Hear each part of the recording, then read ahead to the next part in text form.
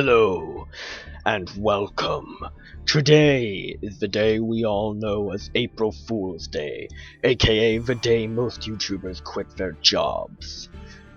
So, today, I thought I'd like to make a deck. The most overpowered deck in Yu-Gi-Oh! History. And no, it's not this one. Oh no. But in fact, it is still not that one. This one. Moki Sandwich. This deck is so powerful that it can beat any meta deck and any deck. Sadly, I can't finish it because I don't have the materials for the 3 Witch of the Black Forests. But as you can see, you run 3 copies of Moki.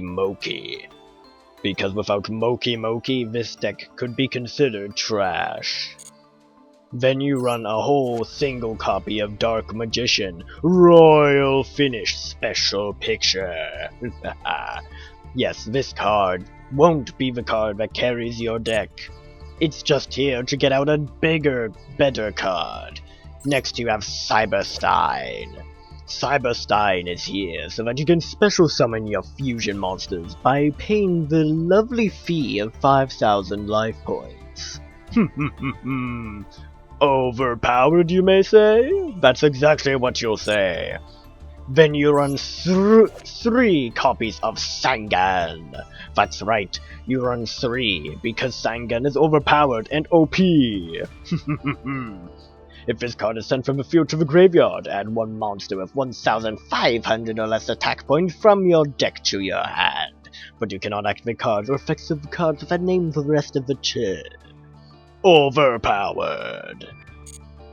Then you run 3 copies of Summoner of Illusions. Flip effect. Tribute 1 other monster, and if you do, special summon 1 fusion monster from your extra deck but destroy it during the end phase of this turn. That's right, overpowered.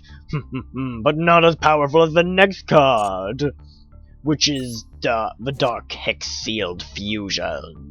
You can substitute this card for any 1 fusion material monster, but the other fusion material monsters must be correct.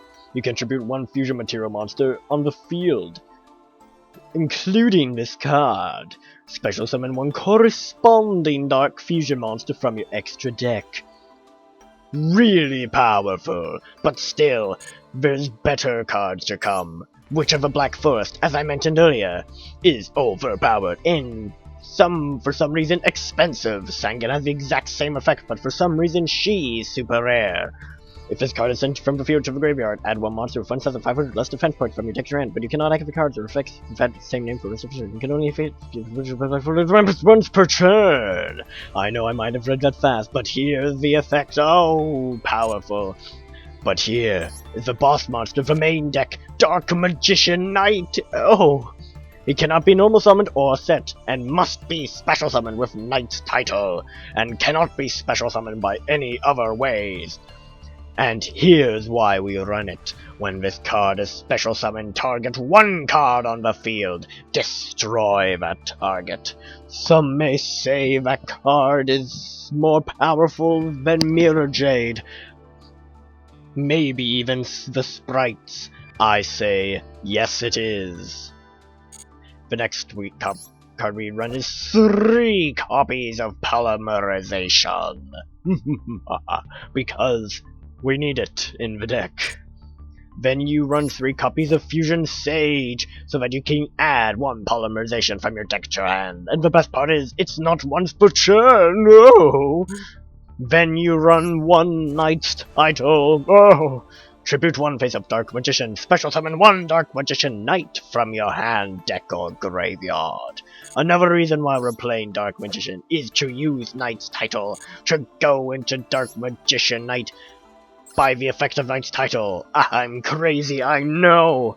Next we use Magicalized Fusion. You wanna know why? Because with this card, you can fusion summon 1 spellcaster fusion monster from your extra deck by banishing fusion materials listed on it from your field or graveyard. You can only activate 1 Magicalized Fusion once per turn. And that gets us our boss monster of the deck. Aha! Next, you run 3 copies of Fusion Weapon. Equip only to a level 6 or lower fusion monster. It gains 1,500 attack points and defense points. Ridiculously overpowered. Next, you run 3 copies of Moki Moki Smackdown! Because whenever a face-up fairy monster you control is destroyed, Moki Moki will gain 3,000 attack points, and that's all of your Moki Mokis.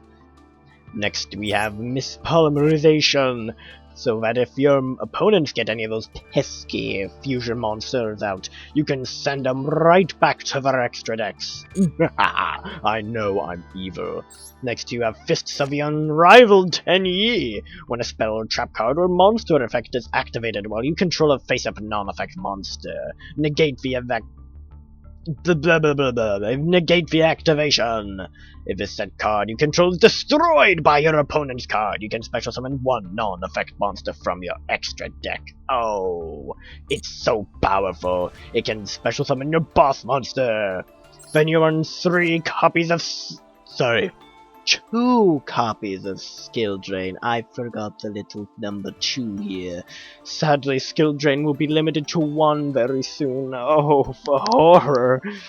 But anyways, activate this card by paying 1,000 life points. Negate the effects of all face-up monsters while they are face-up on the field, but their effects can still be activated. Oh yeah. Overpowered? Not as powerful as the fusion monster. Or your boss monster. Next up, you run 2 copies of Gozen Match. Each player can only control 1 attribute of monsters, and all of their face-up monsters they control to the graveyard. That attribute will be dark. Because look at this. Light, dark. Ignore that one. Dark. And now, the main event. The boss monster of the deck. Sandwich! That's right, Sandwich is our boss monster. All it requires is Sangan plus Witch of the Black Forest to summon. Oh, look at the stats. It's a dark level 6 spellcaster fusion monster with absolutely no effect at all. And its attack points is 2,100, defense points 1,800. This card, when equipped with Fusion Weapon, will have 3,600 attack points and 3,500 defense points. Is that right? 3,500 defense points? Am I doing my math right? No, sorry. 3,300 defense points! I know. Then you have Moki Moki King, because you can't have Moki Moki without Moki Moki King.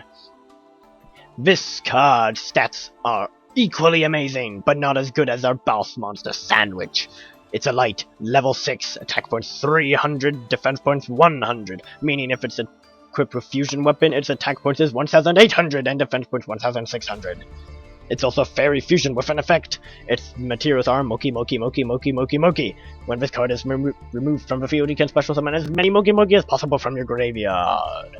I'm still upset that they don't have all the Moki Moki support. They have an effect monster for the main deck, which they need in this game.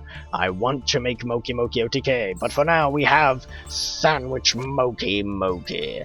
And the next and last and final card is Predaplant Verte Anaconda, a dark Link 2 500 attack point monster. Plant Link effect. 2 effect monsters. You can target one face-up monster on the field. It becomes dark until the end of its turn.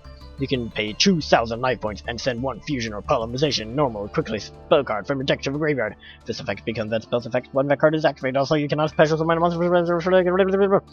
Oh yeah. You will only use this card to send Magicalized Fusion or Polymerization to the graveyard, or even Fusion Sage, because that also counts, to summon Sandwich, because Sandwich is overpowered.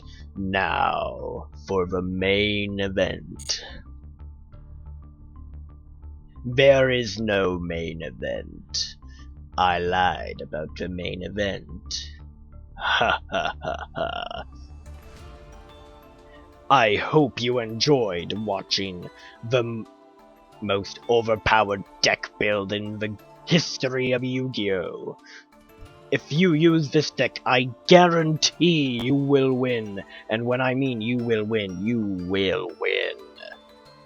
This is Fluffy Rock Duels wishing you a happy April Fool's Day.